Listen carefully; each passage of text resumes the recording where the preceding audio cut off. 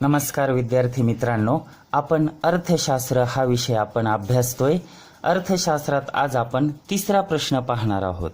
प्रश्न आहे, स्थूल अर्थशास्त्राची व्याख्या सांगून स्थूल अर्थशास्त्राच्या संकल्पना स्पष्ट करा।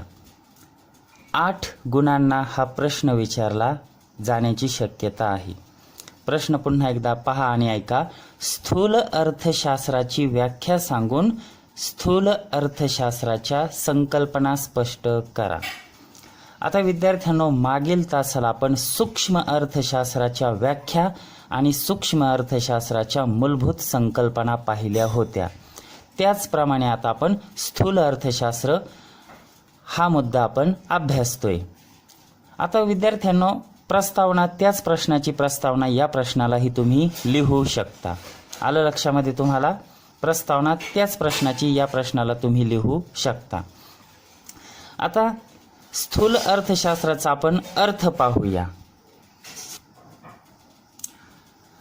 आता स्थूल अर्थशास्त्राचा अर्थ म्हणजे मीनिंग, अर्थाला इंग्रजीत म्हणतात मीनिंग। पहा, स्थूल अर्थशास्त्र याला इंग्रजीत मॅक्रो इकॉनॉमिक्स असे म्हणतात। मॅक्रो म्हणजे स्थूल, अर्थशास्त्राला इकॉनॉमिक्स। स्थूल अर्थशास्त्र याला इंग्रजीत काय म्हणतात? Macro economics. स्थूल हा मराठीतील शब्द इंग्रजीतील मॅक्रो तर ग्रीक भाषेतील मॅक्रोस या शब्दापासून तयार झाला आहे। याचा अर्थ लार्ज म्हणजे मोठा किंवा एकूण असा होतो। पुन्हा एकदा पहा विद्यार्थ्यांनो, अर्थ समजून घ्या। स्थूल अर्थशास्त्र याला इंग्रजीत काय म्हणतात? Macro economics. स्थूल हा मराठीतील शब्द इंग्रजीतील कोणत्या शब्दापासून अस्तित्वात आला? मॅक्रो। तर ग्रीक भाषेतील मॅक्रोस, इथे के वापरायचा, सी नाही। ग्रीक भाषेतील मॅक्रोस या शब्दापासून अस्तित्वात आला आहे, तयार झाला आहे। याचा अर्थ लार्ज म्हणजे मोठा किंवा एकूण असा होतो। आता विद्यार्थ्यांनो, स्थूल अर्थशास्त्राची आपण व्याख्या पाहूया। पहिली व्याख्या आहे केनेथ बोल्डिंग यांची। केनेथ शब्द विसरले तरी चालन, बोल्डिंग शब्द लक्षात ठेवा। आता काय म्हणतो बोल्डिंग पहा। स्थूल अर्थशास्त्र हे विशिष्ट किंवा व्यक्तिगत किंवा लहान घटकांचा अभ्यास करीत नाही, तर संपूर्ण अर्थव्यवस्थेचा अभ्यास करते। बोल्डिंग यांनी सूक्ष्म अर्थशास्त्राला जी व्याख्या सांगितली होती ना, त्याच्या उलटी व्याख्या सांगायची आहे आपल्याला। बोल्डिंग यांनी सूक्ष्म अर्थशास्त्राला जी व्याख्या सांगितली होती ना, सूक्ष्म अर्थशास्त्राची, त्याच्या विरुद्ध व्याख्या म्हणजे स्थूल अर्थशास्त्राची व्याख्या होईल। काय व्याख्या आहे की स्थूल अर्थशास्त्र हे विशिष्ट घटकांचा अभ्यास करीत नाही, व्यक्तिगत घटकांचा अभ्यास करीत नाही, सूक्ष्म घटकांचा अभ्यास करीत नाही, लहान घटकांचा अभ्यास करीत नाही, तर स्थूल अर्थशास्त्र हे काय? संपूर्ण अर्थव्यवस्थेचा अभ्यास करते। आता स्थूल अर्थशास्त्राची उदाहरणे घेऊ आपण। एकूण मागणी व एकूण पुरवठा। आता सूक्ष्म अर्थशास्त्रात काय होतं आपण पाहत होतो, उदाहरण विशिष्ट किंवा व्यक्तिगत घटकांचा अभ्यास होता। सूक्ष्म अर्थशास्त्रात एका व्यक्तीची मागणी, एका व्यक्तीचा पुरवठा। तर स्थूल अर्थशास्त्रामध्ये काय? संपूर्ण अर्थव्यवस्थेचा अभ्यास केला जातो, एकूणाचा अभ्यास केला जातो। म्हणून इथं उदाहरण काय आहे? एकूण मागणी, एकूण पुरवठा, एकूण उत्पन्न, एकूण खर्च, एकूण बचत, एकूण गुंतवणूक, समाज, राष्ट्रीय उत्पन्न इत्यादी घटकांचा अभ्यास स्थूल अर्थशास्त्रात केला जातो। म्हणजे एकूणाचा अभ्यास केला जातो, समग्र घटकांचा अभ्यास केला जातो, संपूर्ण घटकांचा अभ्यास केला जातो। दुसरी व्याख्या सांगितलेली आहे प्राध्यापक कार्ल शापिरो या अर्थतज्ञाने। पहा, स्थूल अर्थशास्त्र हे अर्थव्यवस्थेच्या संपूर्ण कार्यपद्धतीशी संबंधित आहे। स्थूल अर्थशास्त्र हे काय? अर्थव्यवस्थेच्या संपूर्ण कार्यपद्धतीशी संबंधित आहे। आता याचा अर्थ असा होतो विद्यार्थ्यांनो की स्थूल अर्थशास्त्र हे संपूर्ण अर्थव्यवस्थेचा अभ्यास करते, असा याचा अर्थ होतो. आता थोडक्यात काय, स्थूल अर्थशास्त्रालाच समग्रलक्षी अर्थशास्त्र, समष्टी अर्थशास्त्र किंवा सर्वलक्षी अर्थशास्त्र किंवा साकलिक अर्थशास्त्र किंवा आधुनिक अर्थशास्त्र असेही म्हणतात. एवढे शब्द लक्षात राहिले नाही तर फक्त हा समग्रलक्षी अर्थशास्त्र हा एक शब्द लक्षात ठेवला तरीही चालेल. स्थूल अर्थशास्त्रालाच अजून काय काय म्हणतात, समग्रलक्षी अर्थशास्त्र म्हणतात किंवा समष्टी अर्थशास्त्र किंवा सर्वलक्षी अर्थशास्त्र किंवा साकलिक अर्थशास्त्र किंवा आधुनिक अर्थशास्त्र असेही म्हणतात. आता विद्यार्थ्यांनो आपण स्थूल अर्थशास्त्राच्या मूलभूत संकल्पना आपण पाहू. पहिली संकल्पना आहे राष्ट्रीय उत्पन्न.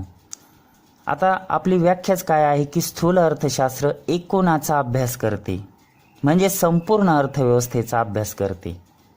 आता राष्ट्रीय उत्पन्न म्हणजे हे संपूर्ण देशाचे उत्पन्न झाले, म्हणून राष्ट्रीय उत्पन्न ही पहिली संकल्पना. आता राष्ट्रीय उत्पन्न म्हणजे काय त्याची व्याख्या पहा. विशिष्ट कालखंडात, आता विद्यार्थ्यांनो विशिष्ट कालखंडात म्हणजे काय, अर्थशास्त्रात विशिष्ट कालखंडात याचा अर्थ होतो 1 एप्रिल ते 31 मार्च या आर्थिक वर्षात. विशिष्ट कालखंडात म्हणजे काय, 1 एप्रिल ते 31 मार्च या आर्थिक वर्षात देशात उत्पादित झालेल्या अंतिम वस्तू व सेवांचे बाजारभावानुसार केलेले मूल्यांकन म्हणजेच राष्ट्रीय उत्पन्न होय. अर्थ समजून घ्या विद्यार्थ्यांनो. विशिष्ट कालखंडात म्हणजे 1 एप्रिल ते 31 मार्च या आर्थिक वर्षात, विशिष्ट कालखंडात म्हणजे काय, 1 एप्रिल ते 31 मार्च या आर्थिक वर्षात देशात उत्पादित झालेल्या वस्तू व सेवांचे बाजारात काय मूल्य आहे, बाजारभावानुसार केलेले मूल्यांकन म्हणजेच राष्ट्रीय उत्पन्न होय. आता एक सोपं उदाहरण सांगतो. मी 10 पोते गव्हाचे उत्पादन केले विशिष्ट कालखंडात म्हणजे 1 एप्रिल ते 31 मार्च या काळात 10 पोते गव्हाचे उत्पादन केले. वस्तू व सेवांचे म्हणजे गव्हाचे उत्पादन केले. तर बाजारभावामध्ये म्हणजे बाजारात त्या 10 पोत्यांचं काय मूल्य होईल, 2000 रुपये क्विंटल गहू आहे असं गृहीत धरू. 10 पोते गुणिले 2000 रुपये त्याला म्हणतात बाजारभावानुसार केलेले मूल्यांकन. मग हे संपूर्ण देशाच्या संदर्भात असतं. आता हे अंतिम शब्द का वापरलाय पहा. उदाहरणार्थ गव्हापासून पीठ बनवलं, पीठापासून ब्रेड बनवले. तर गहू व पीठ या मध्यम वस्तू आहेत. गहू खाता का तुम्ही तसेच, का पीठ खाता, नाही. गहू व पीठ या मध्यम वस्तू आहे. तर ब्रेड ही अंतिम वस्तू आहे. मग पहा विद्यार्थ्यांनो, राष्ट्रीय उत्पन्नामध्ये गहू व पीठ याच्या किमतीचा समावेश केला जात नाही, कारण गहू व पिठाच्या किमतीचाच समावेश ब्रेडच्या किमतीमध्ये केलेला असतो. बरोबर आहे का नाही. राष्ट्रीय उत्पन्नात गहू व पीठ या दोघांच्या किमतीचा समावेश केला जात नाही, कारण गहू व पिठाच्या किमतीचाच ब्रेडच्या किमतीत समावेश केला जातो. आणि म्हणून राष्ट्रीय उत्पन्नात फक्त ब्रेड या अंतिम वस्तूच्याच किमतीचा समावेश केला जातो. आता दुसरी संकल्पना आहे बचत. बचतला इंग्रजीत म्हणतात सेविंग. सेविंग शब्द ऐकला असेल ना. आता बचत म्हणजे काय पहा. व्यक्ती आपल्या उत्पन्नातून जी रक्कम उपभोगावर खर्च करीत नाही तिला बचत असे म्हणतात. व्यक्ती आपल्या उत्पन्नातून जी रक्कम उपभोगावर खर्च करीत नाही तिला काय म्हणतात, बचत असे म्हणतात. आता एक सोपं उदाहरण. उदाहरणार्थ रामचे मासिक उत्पन्न म्हणजे महिन्याचे उत्पन्न 10,000 रुपये आहे व रामचा उपभोग खर्च महिन्याचा 6,000 रुपये आहे. तर बचत किती होईल रामची, 4,000 रुपयांची होईल. आता हे सूत्र रूपाने कसं मांडता येईल. आता सूत्र रूपाने असं, बचत बरोबर उत्पन्न वजा उपभोग खर्च. बचत म्हणजे सेविंग, उत्पन्न म्हणजे इल्ड, इन्कम नाही म्हणायचं या ठिकाणी इल्ड म्हटलेलं आहे, YIELD इल्ड. उपभोग खर्च कन्झम्पशन एक्सपेंडिचर. बचत बरोबर उत्पन्न वजा उपभोग खर्च. यस बरोबर वाय मायनस सी. आता तिसरी संकल्पना पाहू आपण, गुंतवणूक. गुंतवणुकीला इंग्रजीत शब्द आहे इन्व्हेस्टमेंट. देशाच्या भांडवली साठ्यात होणारी वाढ म्हणजेच गुंतवणूक होय.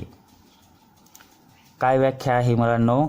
देशाच्या भांडवली साठ्यात होणारी वाढ म्हणजे काय? गुंतवणूक होय. आता उदाहरणार्थ पहा, व्यक्ती म्हणजे आपण कशामध्ये गुंतवणूक करतो? व्यक्ती कशामध्ये गुंतवणूक करते? व्यक्ती म्हणजे स्त्री पुरुष दोन्ही पण आले हा. तर व्यक्ती घर, गाडी, जमीन इत्यादीमध्ये गुंतवणूक करीत असतो. उद्योजक कशामध्ये गुंतवणूक करतात? कच्चा माल, भांडवल, यंत्रसामग्री व तंत्रज्ञान इत्यादीमध्ये उद्योजक गुंतवणूक करतात. आता सरकार कशामध्ये गुंतवणूक करते?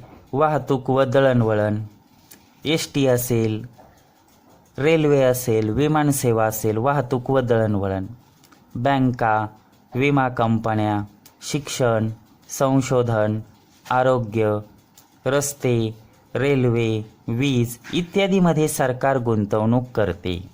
आता गुंतवणूक हा मुद्दा तुम्हाला समजला असेल. आता पुढचा मुद्दा पाहूया आपण. महत्त्वाचा मुद्दा आहे व्यापार चक्रे. पहा, अर्थव्यवस्थेत तेजी मंदीच्या चक्रांमुळे, अर्थव्यवस्थेत काय? तेजी मंदीच्या चक्रांमुळे जे चढ उतार होतात त्याला व्यापार चक्रे असे म्हणतात. पुन्हा एकदा व्याख्या पहा, ऐका आणि समजून घ्या. अर्थव्यवस्थेमध्ये तेजी मंदीच्या चक्रांमुळे जे चढ उतार होतात त्यालाच व्यापार चक्रे असे म्हणतात. आता तुम्ही म्हणता तेजी मंदी म्हणजे काय? आता पहा, तेजी म्हणजे काय तुम्हाला हे सविस्तर कळेल. तेजीच्या काळामध्ये काय होतं विद्यार्थ्यांनो? पहा, वस्तूंच्या किमतीत प्रचंड वाढ होते. तेजीचा काळ असतो ना, वस्तूंच्या किमतीत प्रचंड वाढ होते. आता किमतीत वाढ झाल्यावर उत्पादक काय करतील? उत्पादनात वाढ करतील. बरोबर आहे, त्यांना किंमत वाढीचा फायदा घ्यायचा आहे ना. आता उत्पादनात वाढ करण्यासाठी जास्तीत जास्त कामगारांना कामावर ठेवावं लागेल. म्हणजे कामगारांच्या काय होईल? रोजगारात वाढ होईल. कामगारांना रोजगार जास्त मिळाला म्हणजे कामगारांच्या उत्पन्नात वाढ होईल. कामगारांचं उत्पन्न वाढलं म्हणजे कामगारांची मागणी वाढेल. याला म्हणतात तेजी. आता मंदी म्हणजे काय? पहा, आता मंदीच्या काळामध्ये काय होतं? वस्तूंच्या किमतीत प्रचंड घट होते. याच्या विरुद्ध होता, तेजीच्या विरुद्ध. मंदीच्या काळात काय होतं? वस्तूंच्या किमतीत प्रचंड घट होते. आता जर किमतीतच घट झाली तर उद्योजकांना उत्पादन करायला परवडेल का? उद्योजकांचा तोटा होतो. ते उत्पादन कमी करतात म्हणजे उत्पादनात घट होते. आता उत्पादनात घट झाली तर कामगारांना कामावरून काढून टाकलं जातं म्हणजे कामगारांच्या रोजगारात घट होते. कामगारांच्या रोजगारात घट झाली की कामगारांच्या उत्पन्नात घट होते आणि कामगारांचे उत्पन्न घटले की कामगारांची मागणी कमी होते. याला म्हणतात तेजी मंदीची चक्रे, व्यापार चक्रे. पुढचा मुद्दा आहे विद्यार्थ्यांनो आर्थिक विकास. इंग्रजीत म्हणतात economics of development. Economics of development. आता आर्थिक विकास म्हणजे काय? पहा, आर्थिक विकास ही संकल्पना विकसनशील देशांच्या संदर्भात वापरली जाते. आर्थिक विकास ही संकल्पना कोणत्या देशांच्या संदर्भात वापरली जाते? विकसनशील देशांच्या संदर्भात वापरली जाते. कोणते आहेत विकसनशील देश? उदाहरणार्थ भारत, पाकिस्तान, चीन, नेपाळ, भूतान, बांगलादेश, श्रीलंका इत्यादी विकसनशील देशांच्या संदर्भात आर्थिक विकास ही संकल्पना वापरली जाते. आर्थिक विकास ही एक सर्वसमावेशक संकल्पना आहे. आर्थिक विकास ही एक व्यापक संकल्पना आहे. आर्थिक विकास ही एक गुणात्मक संकल्पना आहे. आर्थिक विकास ही संकल्पना कशी आहे? सर्वसमावेशक संकल्पना आहे. आर्थिक विकास ही एक व्यापक संकल्पना आहे. आर्थिक विकास ही गुणात्मक संकल्पना आहे. म्हणजे थोडक्यात विद्यार्थ्यांनो, आर्थिक विकास हा जाणीवपूर्वक घडवून आणावा लागतो. लोक उघड्यावरच टॉयलेटला जातात, म्हणून अमिताभ बच्चनची वेगवेगळ्या चॅनल्सवर जाहिरात लागते, खुले में शौच ना करे. म्हणजे आर्थिक विकास ही जाणीवपूर्वक घडून आणावी लागते. आर्थिक विकास हा कसा? जाणीवपूर्वक घडून आणावा लागतो. आता आर्थिक विकासाची व्याख्या काय आहे पहा. लोकांच्या आर्थिक व भौतिक कल्याणातील वाढ म्हणजेच आर्थिक विकास होय. काय व्याख्या आहे? लोकांच्या आर्थिक व भौतिक कल्याणातील वाढ म्हणजेच आर्थिक विकास होय. पुढची संकल्पना आहे विद्यार्थ्यांनो, आर्थिक वृद्धी. पहा, आर्थिक वृद्धी ही संकल्पना विकसित देशांच्या संदर्भात वापरली जाते. आर्थिक वृद्धीला इंग्रजीत शब्द आहे इकॉनॉमिक्स ऑफ ग्रोथ. वृद्धी म्हणजे ग्रोथ. आर्थिक वृद्धी ही संकल्पना विकसित देशांच्या संदर्भात वापरली जाते. उदाहरणार्थ England, America, Germany, Japan, France, Russia, Australia, New Zealand इत्यादी. आर्थिक वृद्धी ही एक संकुचित संकल्पना आहे. आर्थिक विकास ही संकल्पना कशी होती? व्यापक होती. परंतु आर्थिक वृद्धी ही संकल्पना एक संकुचित संकल्पना आहे. आर्थिक वृद्धी ही संकल्पना एक संख्यात्मक संकल्पना आहे. जे.के. मेहता या अर्थतज्ञाने व्याख्या सांगितलेली आहे, राष्ट्रीय उत्पन्नातील संख्यात्मक वाढ म्हणजेच आर्थिक वृद्धी होय. जे.के. मेहता काय म्हणतात? राष्ट्रीय उत्पन्नातील संख्यात्मक वाढ म्हणजेच आर्थिक वृद्धी होय. ठीक आहे विद्यार्थ्यांनो, आर्थिक वृद्धीची व्याख्या आणि आर्थिक वृद्धीच्या मूलभूत संकल्पना हा प्रश्न आपला झालेला आहे. धन्यवाद.